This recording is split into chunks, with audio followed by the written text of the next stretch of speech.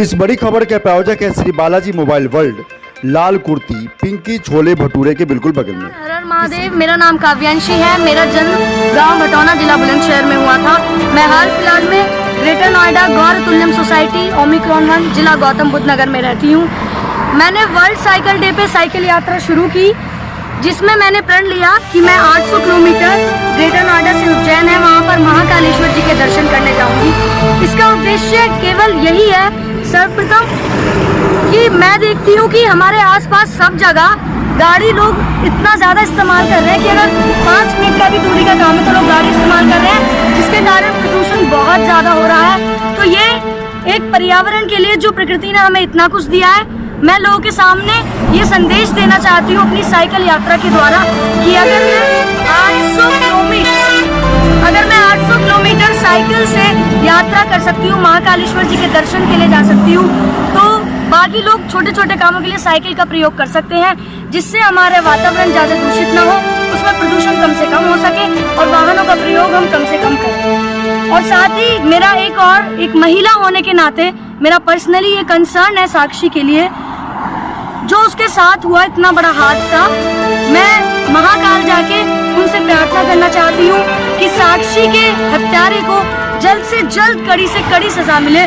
इतनी दर्दनाक मौत उस लड़की की हुई है, ये बहुत गलत हुआ। मुझे उसके लिए एक महिला होने के नाते दुख है, क्योंकि कल को हम भी घर से बाहर रहते हैं, तो एक वो कंसर्न है महिला होने के नाते।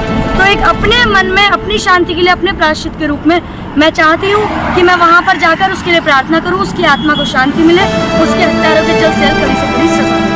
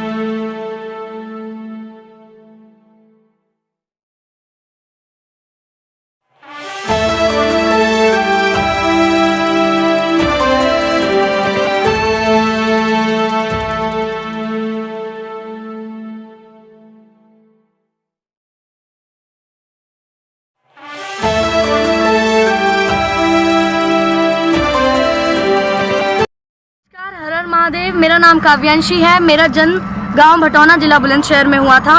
मैं हाल फिलहाल में ग्रेटर नोएडा गौर तुल्यम सोसाइटी ओमिक्रॉन 1 जिला गौतम बुद्ध नगर में रहती हूँ। मैंने वर्ल्ड साइकिल डे पे साइकिल यात्रा शुरू की, जिसमें मैंने प्रण लिया कि मैं 800 किलोमीटर ग्रेटर नोएडा से उज्जैन है, वहाँ पर महाकालेश्वर जी के दर्शन करने जाऊँगी। इसका उद्देश्य केवल यही है, सर्वप्रथम कि मैं देखती हूँ कि हमारे आसपास सब जगह गाड़ी लोग इतना ज़्यादा इस्तेमाल कर रहे हैं कि अगर 5 मिनट का भी दूरी का काम है तो लोग गाड़ी इस्तेमाल कर रहे हैं, जिसके कारण प्रदूषण बहुत ज़्यादा हो रहा है। तो ये एक पर्यावरण के लिए जो प्रकृति ने हमें इतना कुछ दिया है, मैं लोगों के सामने ये संदेश देना चाहती हूँ अपनी साइकिल यात्रा के द्वारा कि अगर मैं 800